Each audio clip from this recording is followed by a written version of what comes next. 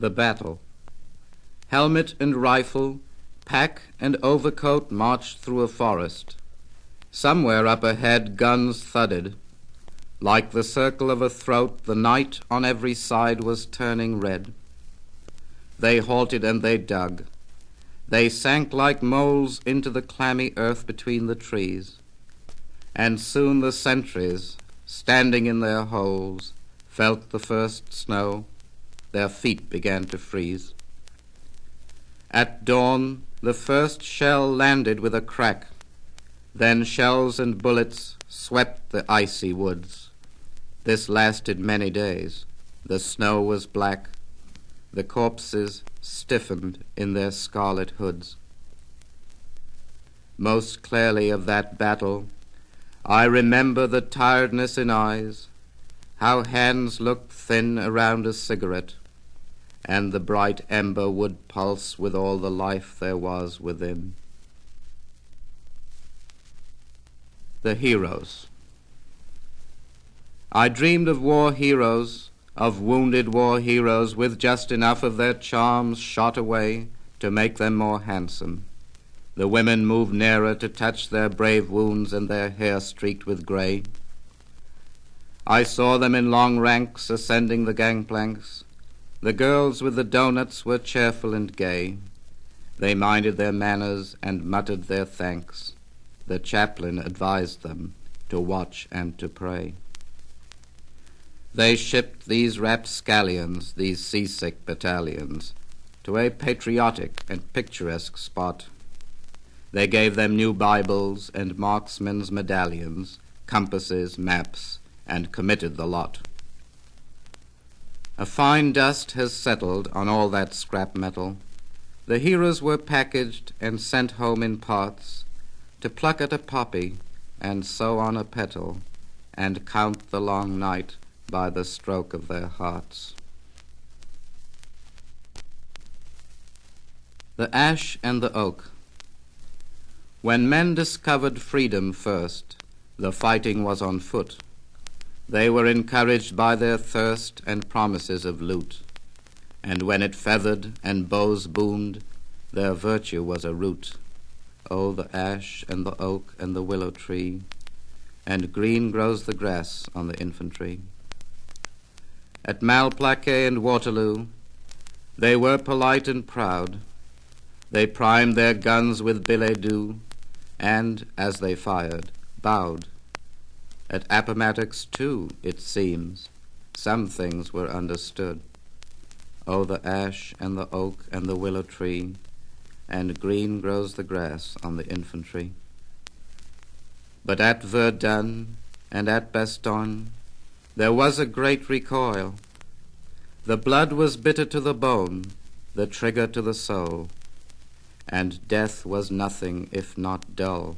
A hero was a fool. Oh, the ash and the oak and the willow tree, and that's an end of the infantry. Memories of a lost war. The guns know what is what, but underneath in fearful file we go around burst boots and packs and teeth that seem to smile. The scene jags like a strip of celluloid. A mortar fires. Saint-Zano falls, Michelin is destroyed, the man of tires. As darkness drifts like fog in from the sea, somebody says, "We're digging in." Look well, for this may be the last of days.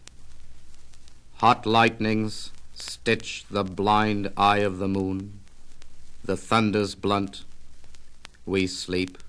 Our dreams pass in a faint platoon toward the front. Sleep well, for you are young. Each tree and bush drips with sweet dew, and earlier than morning June's cool hush will waken you. The riflemen will wake and hold their breath.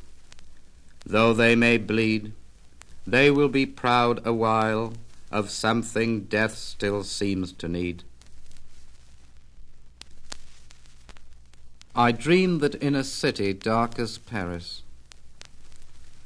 I dreamed that in a city dark as Paris I stood alone in a deserted square. The night was trembling with a violet expectancy. At the far edge it moved and rumbled. On that flickering horizon the guns were pumping color in the sky. There was the front, but I was lonely here, left behind, abandoned by the army. The empty city and the empty square was mine habitation, my unrest. The helmet with its vestige of a crest, the rifle in my hands, long out of date, the belt I wore, the trailing overcoat and hobnail boots were those of a poilu. I was the man, as awkward as a bear. Over the rooftops, where cathedrals loomed in speaking majesty, 2 aeroplanes, forlorn as birds, appeared. Then, growing large, the German Taube and the Nieuport Scout, they chased each other tumbling through the sky, till one streamed down on fire to the earth.